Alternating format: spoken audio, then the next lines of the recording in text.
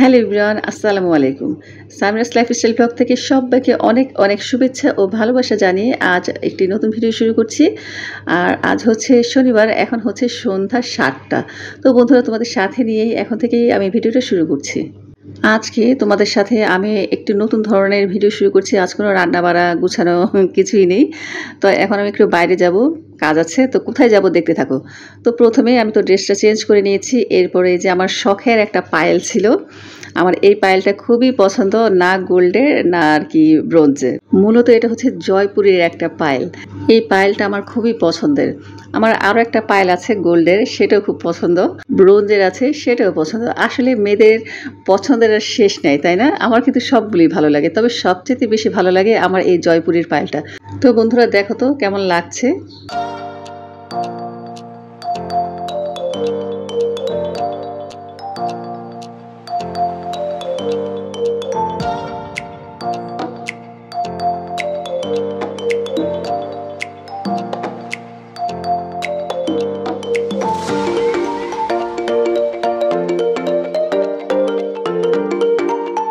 আজকে কোনো ভিডিও করি নাই, তো ভাবলাম বাইরে যেহেতু যাচ্ছি তোমাদের সাথে একটুখানি শেয়ার করি।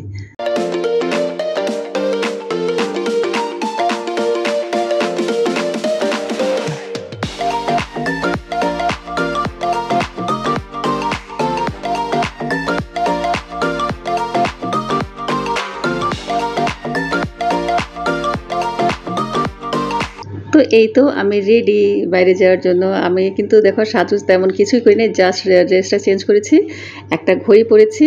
তো এখন আমি ব্যাগটা নিয়ে বের হয়ে যাব। তো চলে আসছি আমার বড় বোনের বাসার নিচে। আর আমার বাসা থেকে আপার বাসা জাস্ট 2 থেকে 3 মিনিটের দূরত্ব।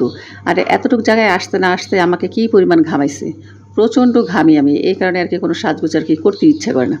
আর এই যে আমার ভাগ্নে নেমে গেছে একজন স্পেশাল কিডস তিনি, তো নিচে এসে দেখে তালা মারা, এবার চাবি আনার জন্য পাঠিয়েছে। চাবি আনতে আনতে দেখে এক রিক্সাওয়ালা মামা যাচ্ছে, জিজ্ঞেস করলাম যে যাবে নাকি ধানমন্ডি। তো বললো যে যাবে। আমি রিক্সা উঠে বসে পড়লাম।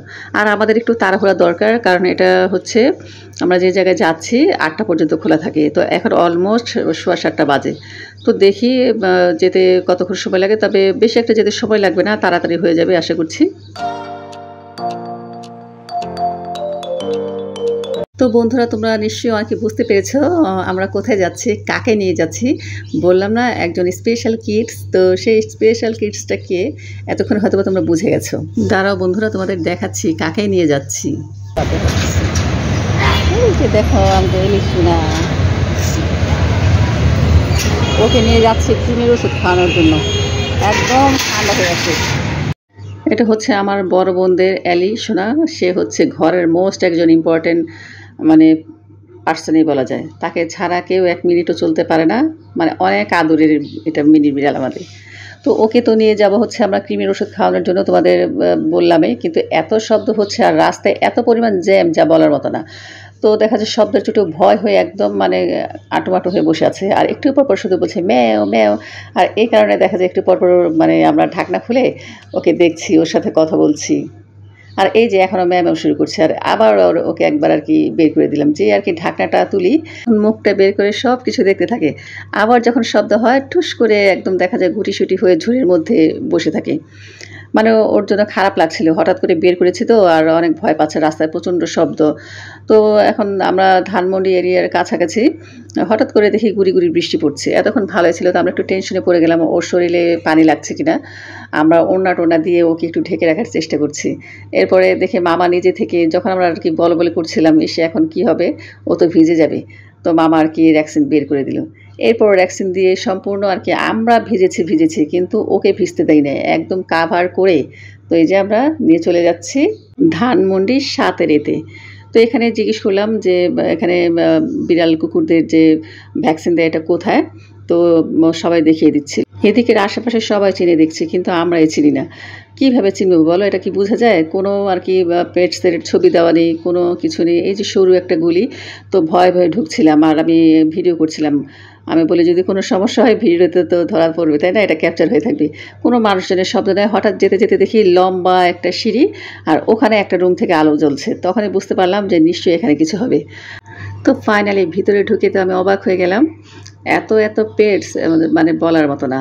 তো দেখে তখন মনে একটু সাহস লাগলো, কিন্তু বাইরে এত শুনশান, এটা আসলে আশা করি নাই। কারণ কিছু তো একটু মানুষজন থাকবে, কোনো বা কোনো লাইটিং থাকবে, কোনো লাইট নাই, একদম অন্ধকার। তো এই যে দেখো এখানে একটা ডগি, তো ওর চোখটা যেন একটু কেমন, আমার কাছে যেন কেমন লাগছিল। অনেকের বিড়াল নিয়ে আসছে, এক একজনের এক একটা সমস্যা বুঝে। তো আমরা করো আজকে ডিওয়ার্মিং। আমাদের বাসার কাছে কিন্তু এরকম একটা ক্লিনিক ছিল, কিন্তু আমরা যাইনি।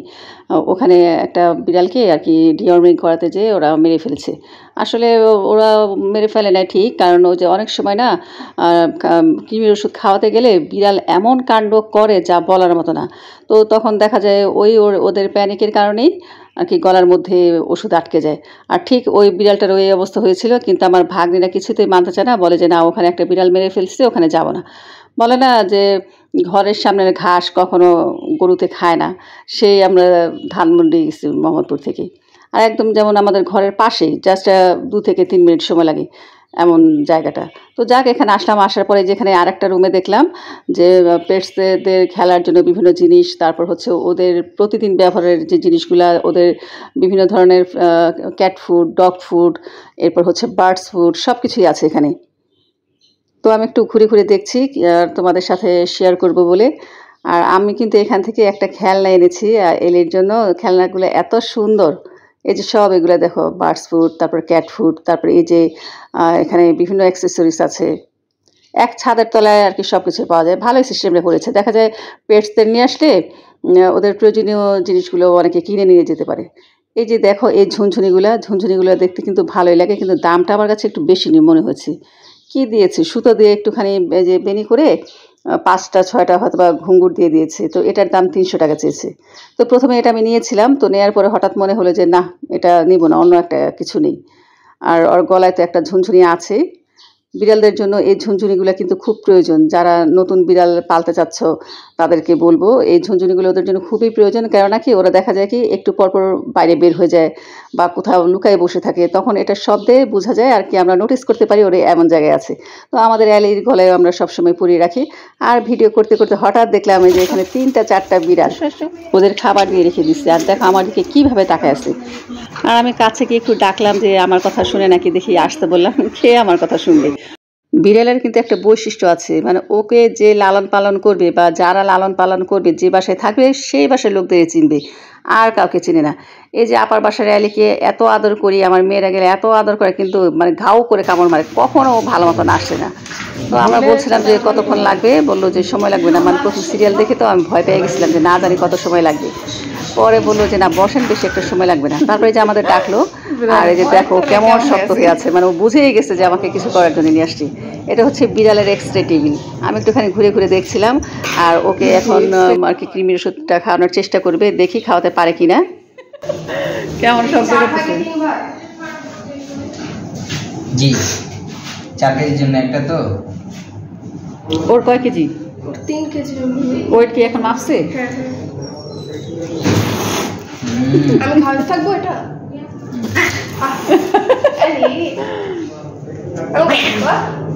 তো এখন ধরতে দিব না। আচ্ছা, কামড় যেন দেয় না, কামড় দিলে কিন্তু অনেক ক্ষত হয়ে যাবে।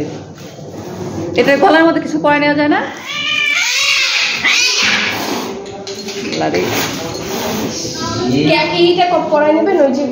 হ্যাঁ হ্যাঁ, গলার এটা পরে নেবে। আপনি একবার দেখে সবাই একবার দেখা গেল, নয় কে ফোন করে নাম বলতে হবে খালি। দেখছেন সাবধানে যায়। এত পচা এটা রে, ওষুধ খাওয়ানোর জন্য আনলাম, খাওয়াইতেই পারলাম না। তো বন্ধুরা, তোমরা দেখলে ও কি পরিমাণ ডেসপারেট হয়ে গেছে। মানে ওকে যে ধরতে যাচ্ছে তাকেই কামড় মারতেছে, আর এত জোরে চিৎকার করতেছে। বিড়াল যে এত জোরে চিৎকার করতে জানে, মানে আমি প্রথম দেখলাম। ও বাসায় চেঁচামেচি করে কিছুটা, কিন্তু এত চেঁচামেচি কখনো কেউ করে না। তো আমার ভাগ্নি বলতেছে, আরও একবার যখন ওকে আর কি ওর একটা অপারেশন হয়েছিল, সেটার জন্য নিয়ে আসছিলাম, আমি আসি নাই আর কি, নিয়ে আসা হয়েছিল, তখন ও এমন চেঁচামেচি করছে। আর বাসায় তো কিছু খায় না কয়েকদিন ধরেই। ওকে খাওয়ানোর জন্য প্রচুর জোরাজোরি করতে হয়, একদম মানে মেখে হা করে গলার মধ্যে দিবে, তাহলে সে খাবে না, তো খাবে না। তো আমার ভাগ্নে বলছিল যে ওকে একটু জিজ্ঞেস করবো যে ওর কথা, ও কেন খায় না বা ওকে কিভাবে খাওয়াবো। ওর চেঁচামেচির কারণে জিজ্ঞেস করতে পারলাম না। আসলে তোমরা দেখতেই পেলা কী পরিমাণ ও চিৎকার করছিল। এরপরে কিন্তু আমরা ওকে আর ওষুধটা খাওয়াই নাই, আমরা ওষুধটা বাসায় নিয়ে আসছি আর আমাদের দেখাই দিচ্ছে কতটুকু পরিমাণ খাওয়াতে হবে। আসলে এটা ওয়েট বুঝে খাওয়াতে হয়। ওর যেহেতু 3 কেজি, 4 কেজির জন্য একটা ট্যাবলেট, তো 3 কেজির জন্য মানে 1টার 3 ভাগ আর 1 ভাগ ফেলে দিতে হবে। তো সেই অনুযায়ী আমরা নিয়ে আসতেছি আর আশা করছি এই ইনফরমেশনটা তোমাদের খুব কাজে লাগবে। সাধারণত দেখা যায় বাসায় কৃমির ওষুধ খাওয়ানো যায়, কিছু কিছু বিড়াল এই অবস্থা করে। আর যে আমি বলবো যেসব বিড়াল মানে এতটা ডিসপারেট হয়ে যায় তাদের কখনোই ওখানে আর কি খাওয়ানো উচিত না। কারণ অপরিচিত জায়গা, অপরিচিত লোক, মানে ওরা খুবই চেঁচামেচি করে। ওদের খাওয়ানোর চার্জ সহ ওষুধটার দাম নিয়েছিল 300 টাকা। পরে আসার টাইমে দেখলাম আমাদের আর কি 200 টাকা ব্যাক করে দিল। পরে আমরা বললাম যে কেন 300 টাকা করে না? বলে যে না, যেহেতু আপনি ওষুধটা বাসায় নিয়ে যাচ্ছেন শুধু ওষুধের দামটা আমরা রেখেছি। তো ওষুধের দাম 100 টাকা নিয়েছে আর 200 টাকা হচ্ছে ওদের খাওয়ানোর চার্জ ধরেছিল। এই যে দেখো এখন সে কী পরিমাণ শান্ত হয়ে আছে। কে বলবে যে সে ওখানে এত চেঁচামেচি করছে। আর ওর জন্য এই যে খেলনাটা এনেছি, এখন দেখি ও এটা দিয়ে খেলে কিনা। আর এই যে খেলনাটা, এটার দাম নিয়েছে 150 টাকা। আর ওর জন্য একটা ক্যাট ফুড এনেছি, ছোট্ট একটা স্যাশের প্যাকেট, ওটার দাম নিয়েছে 50 টাকা। এই যে দেখো কত সুন্দর খেলা করছে। আর আমার ভাগ্নের কোলে এমনভাবে শুয়ে আছে, মনে সে কিচ্ছু বুঝে না, একদম গুড গার্ল। ছিল ওই যে পয়েন্ট, ওই যেখানে দেখাইতাম ওটার বিলাইটা তো এমনি মরছে, এরকম বিলাইটা বেশি চটপট করলে পরে শ্বাস না নিতে বা আটকাই গেলে এমনি যে বিলাইটা মরে গেছিল। এটা কত? 60 টাকা। এটা নিচ্ছি 50 টাকা। এটা 50, এটা 150, টোটাল 200। এলি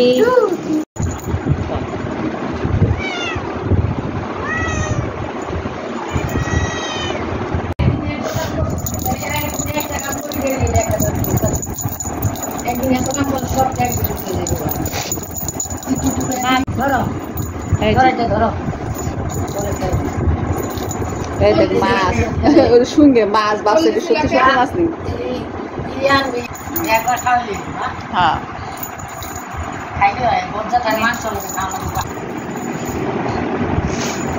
তোরা না কই তেনে খামচি দিছে, কিছু লাগে নাই।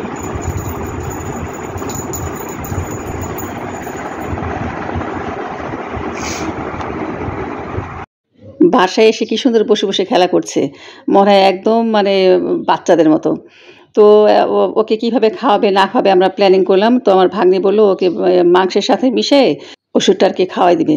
তো প্রথমবার খাওয়াবে, জানি না খাওয়াতে পারবে কিনা, তবে ও বলছে যে না পারবো। আসলে ও এটাকে লালন পালন করে, তো ওর আর কি মতলব বুঝে কখন খাবে না খাবে কিভাবে খাবে। তো আমরা কিন্তু ওর একটা নাম দিয়েছি, খুব সুন্দর একটা নাম। ওর নাম হচ্ছে এলি। এলি কি আমার বোনের কথা ছাড়া আর আমার ভাগ্নের কথা ছাড়া কারো কথা শুনবে না। তো ওই দায়িত্ব নিয়েছে যে খাওয়াবে। আর যেহেতু ভিডিওটা আগে শ্যুট করা, তারপরের দিন আমি ওকে জিজ্ঞেস করছিলাম যে ওষুধ খাওয়াইতে পারছে কিনা। বলে যে হ্যাঁ খাওয়াইছি, কিন্তু যেই বিরক্ত করছে, তেতা তো এই কারণে আসলে খেতে চায় না, কিন্তু খাওয়াতে পারছে। এরপরে যে আমার বোন আমার জন্য ব্রেড টোস্ট করে নিয়ে আসছে আর আপারা চা খেয়ে ফেলেছে। এখন প্রায় অলমোস্ট 9টা বাজে। তো 9টা বাজে এখন আমরা চা খাচ্ছি, আমি আর আমার ভাগ্নি যেহেতু বাইরে ছিলাম। তো এসে এখন এই যে চা খাবো, এরপর একটু পরে বাসায় চলে যাব। তো আশা করছি বন্ধুরা এই ভিডিওটির মাধ্যমে কিছুটা ইনফরমেশন হলেও তোমরা পেয়ে যাবা। আর এটা হচ্ছে ধানমন্ডিতে, এখানে আর কি বিড়ালের যে কোনো ধরনের ট্রিটমেন্ট করা হয় আর যে কোনো অ্যাক্সেসরিজও পাওয়া যায়। তো ওষুধের দামটাও জেনে নিলে বা ওষুধটা কেন গলায় আটকে যেতে পারে সেটাও তোমাদের জানালাম। কখনোই আর কি জোর করে বিড়ালকে খাওয়ানো উচিত না, তবেই কিন্তু একটা বিপত্তি ঘটে যায়। যে কোনো জিনিস জোর করে খাওয়াতে নেই। আর এই যে দেখো আমি ওকে একটুখানি ধরতে গেছিলাম, যে যাওয়ার সময় ওকে একটু আদর করে দিই। যেই আমি ধরতে গেছি অমনি সে আর কি ভিতরে ঢুকে চলে গেল। তো বন্ধুরা আজকের ভিডিওটি এ পর্যন্তই। একটি ভিন্নধর্মী ভিডিও আজকে তোমাদের সাথে শেয়ার করলাম। কেমন লাগলো অবশ্যই কমেন্ট করে জানিও। ভালো লাগলে লাইক কমেন্ট শেয়ার করে দিও। ইনশাল্লাহ আগামীকাল ঠিক সকাল 10টায় আবার দেখা হচ্ছে। তো এ পর্যন্ত সবাই ভালো থেকো, সুস্থ থেকো। আল্লাহ হাফিজ। আসসালামু আলাইকুম।